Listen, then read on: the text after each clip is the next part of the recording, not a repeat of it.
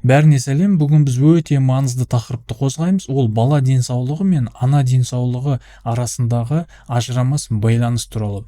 Бала денсаулығы туралы біз үнемі айтып жатамыз. Баланы емдеу үшін және ол ауырмас үшін барлық күшімізді жұмсаймыз. Неге балам жиі ауырады деп ойлаймыз, оны түсінбей жатамыз. Ал бала денсаулығы тікелей ана денсаулығына байланысы бар екенін мүлдем ойламаймыз. Иә достар, бала денсаулығы ана жағдайына, ана денсаулығына тікелей байланысты болады. Бала анадан шығатындықтан әрине ең бірінші анасы сау болу керек. Және әр мемлекетте ана денсаулығы әрдайым ерекше қадағалауда болады. Мысалға, бір жерде жүкті әйел жағдай ауырлап жатса, бүкіл мемлекет ең мықты специалистерін жинап, сол әйелді көмектесу үшін, сол әйелді аман алып қалу үшін барлық әрекеттерін жасап, сол специалистерді жинайды. Біздің мемлекетте де дәл солай. Аналар арқылы адам ұрпағын жалғастыратын болғандықтан, жалпы адамдардың осы өмірдегі басты мақсаты өзінен кейін ұрпақ қалдыру болғандықтан, бұл мәселе, яғни ана денсаулығы қатаң бақылауда, бүкіл әлемде қатаң бақылауда болады. Және дамыған елдер қатарына кіру үшін де бұл маңызды көрсеткіштердің бірі болады. Ал адамдар осы туралы ұмытып жатады да, әйелдің денсаулығын бірінші түзету керектігін ұмытып жатады. Ал баланың денсаулығы тікелей ананың денсаулығына байланысты және ананың денсаулығын түзету керектігін барлығы ұмытып жатады. Ал жақсылап ойлап қарайтын болсақ, ана денсаулығы бала денсаулығымен тығыз байланысты. Ана мен бала арасындағы байланыс өте күшті болады. Сіз мысалға аналарыңызды қаншалықты жақсы көресіздер, ойлап қараңыздаршы. Және бұл сезім қаншалықты күшті және берік екенін сезініп көріңізші. Аналар өз балалары үшін кез келген уақытта өмірлерін қиюға дайын болады. Осындай қатты күшті сезім қайдан пайда болады деп ойлайсыздар? Әр бала өзін анасынан шығады. Ол анасынан жалғасы бір бөлігі сияқты, анасының бір ажырамас, бір бөлшегі сияқты болады. Сондықтан олардың арасындағы өте тығыз байланыс, өте қатты ажырамас, осындай тығыз байланыс болады. Сондықтан әр адам анасында болып жатқан қандай да бір құбылыс болса да, барлығын сезінеді және өзіне тікелей қабылдайды. Ал егер анасын біреу ренжітсе, бала оны ешқашан кешіре алмайды.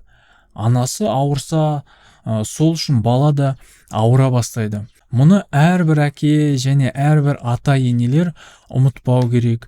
Сол үшін қазақтарда және мұсылмандарда ана орны бала үшін әрдайым ерекше болады. Ана баласы үшін 3 рет әкесінен гөрі жақынырақ болады. Және 3 рет анасын риза болып барып қана әкесін риза қылады бала. Және анасына 3 рет барғаннан кейін барып әкесіне бару деген осы жерден шыққан достар. Жалпы жүктілік алдында барлық аналарымыз тексеру скринингтері деген нәрселерден өту керек. Және жүкті болмай жатып та жүктілік алдында сол тексерістерді өткен дұрыс. Бізде ондай, өкінішке орай, біздің елде ондай әдет көбісінде қалыптаспаған. Және әйелдеріміз, аналарымыз тексерілуді ұмытып жатады. Анамен бірге әке денсаулығы да тексерілу керек. Егер сіздер жүктілікті жоспарлап жүрген болсаңыз, осы тексерулерді міндетті түрде ұмытпаңыздар. Сондықтан жүктілік алдында әр жастарымыз өз денсаулықтарын түзету керек. Жаңадан отбасын құрып жатқан жастарымыз тексерілу керек және де соны әдетке айналдыру керек. Енді бала денсаулығын жақсарту үшін аналар өздерінде мына нәрселерді ескеріп жүру керек. Ең бірінші психоэмоциональды жағдай. Жүктілік жақсы өту үшін әрбір ана туылайын деп жатқан баласы қамқорлықта болатынына сенімді болуы тиіс.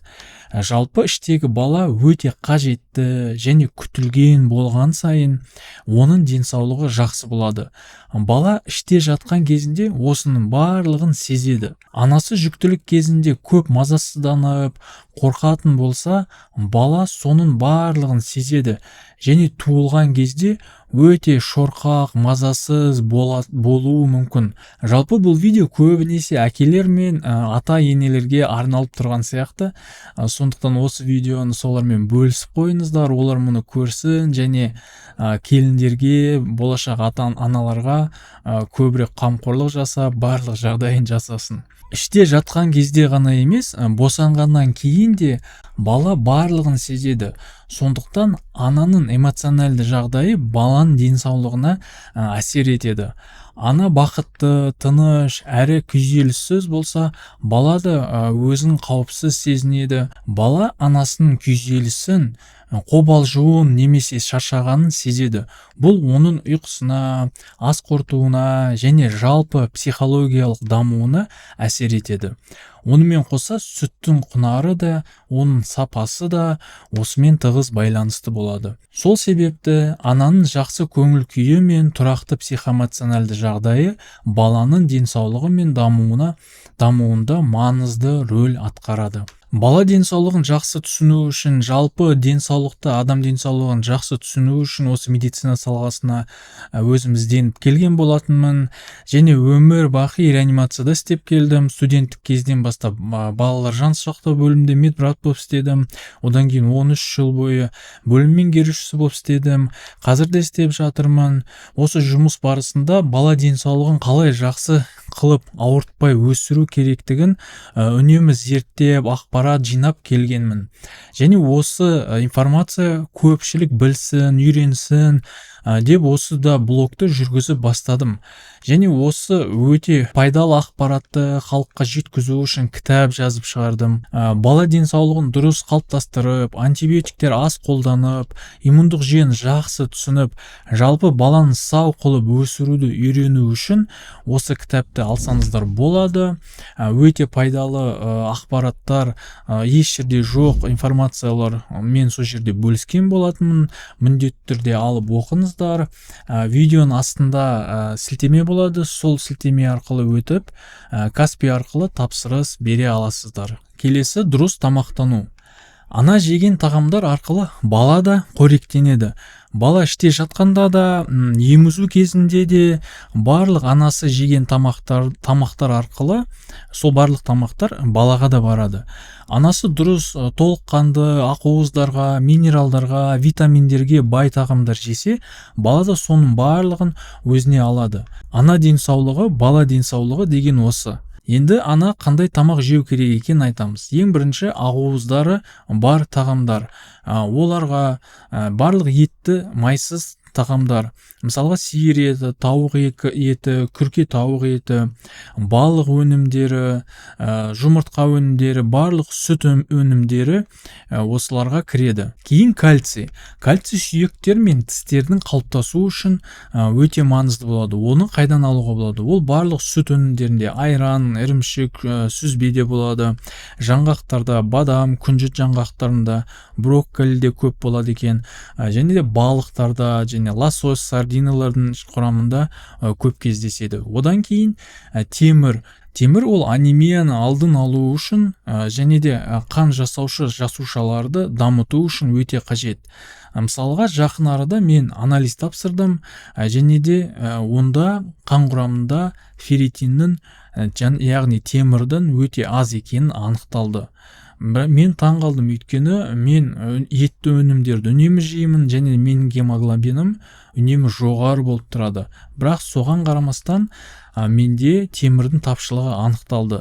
Тура солай сіздер де өте көп ет жесеңіздер де, үнемі гемоглобиніңіз жоғары болғанның өзінде де сізде де темірдің аз болуы өте ықтимал. Өйткені қазір ол өте жиі кездесетін нәрсе. Сондықтан ауруды асқындырмай тексеріп тұруды әдетке айналдырған өте абзал болады. Ал бізде қалай, біз бір жеріміз ауырып бастағанда ғана барып тексеріле бастаймыз, ал ауру басталды деген сөз, ол ағзамыз компенсаторлы жүйесі әлсіреп істен шықты деген сөз. Ал егер мен жаңағыдай анализ тапсырмай, қанымды темірде аз екенін білмей, солай анализ тапсырмай бірнеше жылдар бойы жүре беретін болсам, мүмкін менде бір ауру пайда болар еді. Ал мен анализ тапсыру арқасында және де темірді ертерек ішудің арқасында мүмкін болашақтағы болуы мүмкін үлкен бір ауруды алдын алдым. Сондықтан тексеріліп тұру өте маңызды, достар. Тексеріліп тұрыңыздар.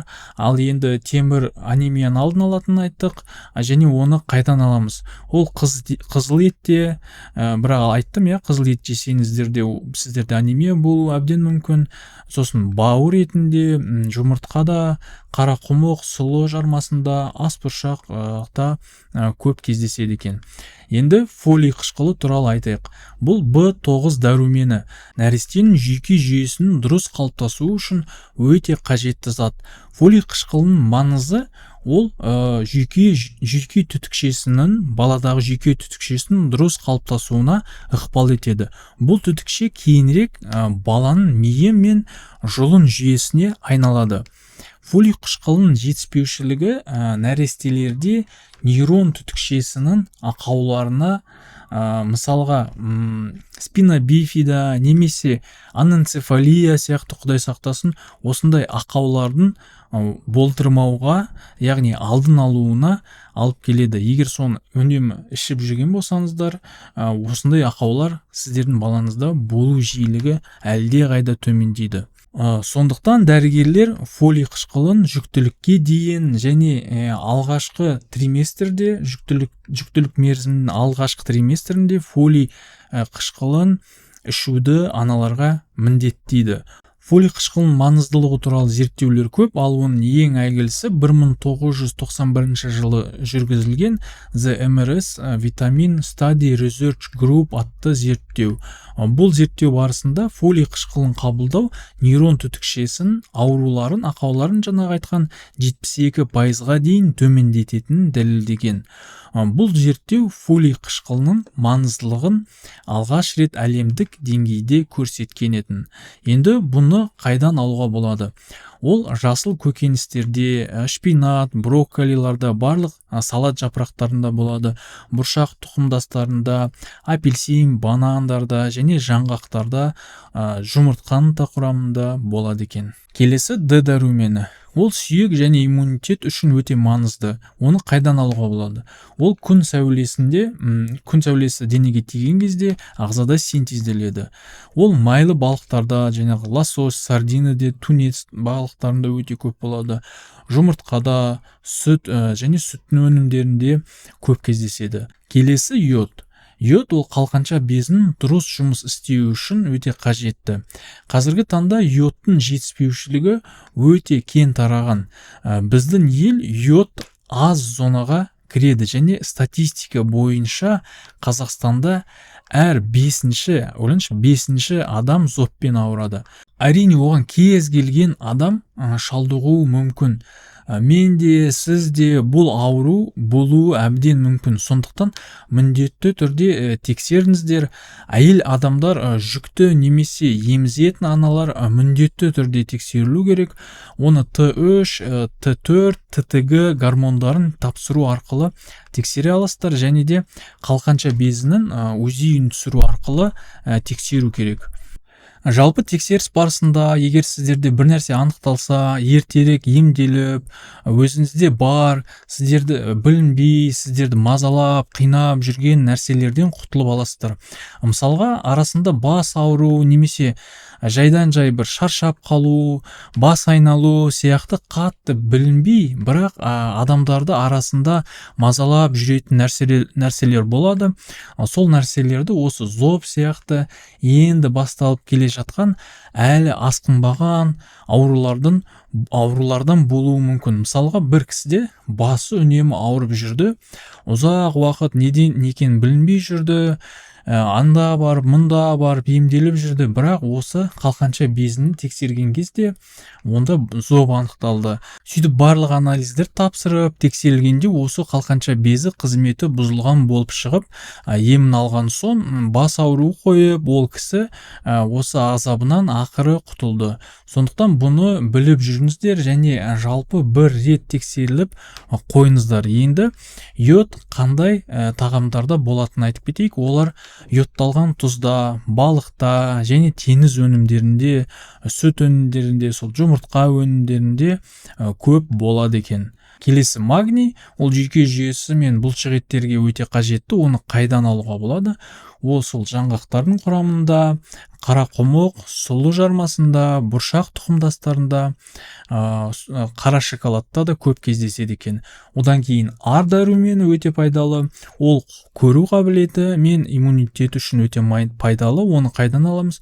Ол сәбізде, асқабақта, қызыл түсті жемістерде, мысалы қызанақтың құрамында, жұмыртқада, бауыр құрамында өте көп болады. Осы жерде маңызды ескерту, дұрыс тамақтануда бұл газдалған сусындарды, фастфудтарды, консервілерді және бояғыш заттары бар заттарды жемеңіздер. Газировкаларды әсіресе жазда өте аз ішіңіздер, күнде ішпеңіздер, аптасына бір-ақ рет ішіңіздер, немесе жалпы жай таза су ішіңіздер. Одан пайдалы еш нәрсе жоқ. Дұрыс тамақтануды айттық, енді режим туралы айтатын боламыз. Қазіргі таңда адамдардың кеш ұйықтау әдеті кең таралған проблемаға айналды. Әлеуметтік желілер мен интернеттегі қызықты ақпараттардың көптігі адамдардың экран алдында ұзақ уақыт өткізуіне итермелейді. Көпшілік түрлі видеолар көріп, жаңалықтарды оқып, басқа адамдармен сөйлесіп, уақыттың қалай өткенін білмей қалады. Осылайша көптеген адамдар түнге дейін ұйықтамай таң ертең өздерін нашар сезінеді. Ұйқысы қанбай, ол түске дейін жүреді, сосын түстен кейін ғана ұйқысы ашыла бастайды. Бұл әсіресе үйде отырған аналар үшін үлкен проблемаға айналуда. Және де бұл күлетін нәрсе емес. Күндіз аздап ғана ұйықтап алған соң, түнде ұйқысы келмей телефонға қарап жатады. Мұндай әдет уақыт өте келе гормоналды жүйенің бұзылуына және иммунитеттің төмендеуіне және жалпы денсаулықтың әлсіреуіне әкелуі мүмкін. Сондықтан адам ағзасы үшін ең дұрыс тәртіп ерте жатып, ерте тұру. Бұл әдет сіздің денсаулығыңызды жақсартып, иммунитетті күшейтуге көмектеседі. Балаларды да сол режимге үйрету керек. Ол өте маңызды. Бір уақытта ұйықтау мен тұру ғана емес, тамақтану мен күнделікті әрекеттерді де белгілі бір тәртіппен орындау керек.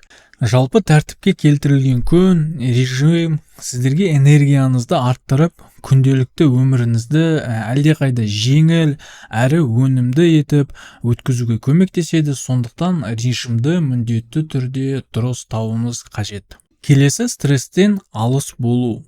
Анасын эмоционалды жағдайы да баланың дамуына үлкен әсер етеді. Күйзеліс кезінде анасының ағзасында бөлінетін кортизол деген гормон болады. Бұл плацента арқылы жүкті әйелден баласына беріледі. Ал емізетін аналарда да сүт арқылы емшекті еміп жатқан балаға бұл берілетіні анық. Емізбейтін болса да бала анасының стрессте жүргенін анық біледі. Және баланың өзі де стрессте болады. Мысалы қараңыз, сіздің анаңыз жағдай нашар болып тұр, бір нәрсе оны мазалап тұр, немесе ауырып тұр. Сіздің көңіліңіз қандай болады? Әрине нашар болады. Проблемасын шеше алатын болсаңыз, бірден шешіп бересіз. Ал балаңыз, кішкентай бала, мамасының проблемасын шеше алмайды. Ол өзінің дәрменсіздігінен, өзінің әлсіздігінен, сондықтан стресске түсе бастайды. Ал стресс денсаулыққа өте зиян. Ол жүйкені қоздырып, иммунитетті түсіреді. Ұзақ стрессте жүрген адам ауруларға төтеп бере алмайды. Бала да сол үшін аурушаң болады. Сондықтан жүктілік кезінде болашақ ана өзін жайлы сезіну үшін, жалпы баласы бар аналардың барлығы өзін жайлы сезіну үшін отбасының және жақындарының қолдау көрсетуі өте маңызды. Жігіттер соны міндетті түрде ұмытпаңыздар, соны біліп жүріңіздер. Келесі физикалық белсенділік. Жалпы аналар үшін физикалық белсенділік денсаулықты сақтаудың, күш қуатты арттырудың және күнделікті күйзелістен арылудың ең жақсы жолдардың бірі. Енді бұл анық. Үй шаруасы, бала күтімі, жұмыс пен басқа да міндеттерден уақыт тауып, денеңізді қозғалыста ұстауға талпыныңыз. Белсенділік қан айналымыңызды жақсартып, иммунитетті нығайтып, энергия береді, энергия көбейтеді және артық салмақтан алдын алады. Әйел деген үнемі күйеулерінің алдында әдемі арық болып жүру керек. Сондықтан жаттығулар жасап, эндорфин гормонын бөліп, әдемі болып, көңіл күйіңіз жақсы болып жүріңіздер. Тіпті күнделікті серуендеу, жеңіл жаттығулар немесе билеу сияқты қарапайым қозғалыстар да денсаулықты өте жақсартып, оған оң әсер етеді. Ең бастысы белсенділікте күн тәртібіне енгізіп, оны өмір салтына айналдыру. Өзіңізге ұнайтын, шаршатпайтын және рахат әкелетін, кайф беретін қозғалыс түрін таңдап алыңыз, оны тұрақты түрде жасаңыздар. Бұл тек денсаулыққа ғана емес, эмоционалды тепе-теңдікті сақтауға да көмектеседі. Достар, ананың денсаулығы баланың денсаулығына тікелей байланысты. Сондықтан анасының дұрыс тамақтануы, жеткілікті демалуы, күйзелістен аулақ болуы, салауатты өмір салты, бұның барлығы баланың денсаулығына жақсы оң әсер етеді. Анасының денсаулығына деген жауапкершілігі баланың өмір бойы дені сау болып өсуіне үлкен әсер етеді. Жігіттер мен қыздар, жалпы қандай да бір сұрақтарыңыз болса, немесе бір ұсыныстарыңыз болса, видеоның астында жазып кетсеңіздер болады. Мен барлығын оқимын, сол сұрақтарға жауап беруге тырысамын. Видео ұнаса, лайк басып, арнаға тіркеліп кетіңіздер. Денсаулықтарыңыз мықты болсын, балаларыңыз ауырмасын, балаларыңыз көп болсын және аман сау болыңыздар.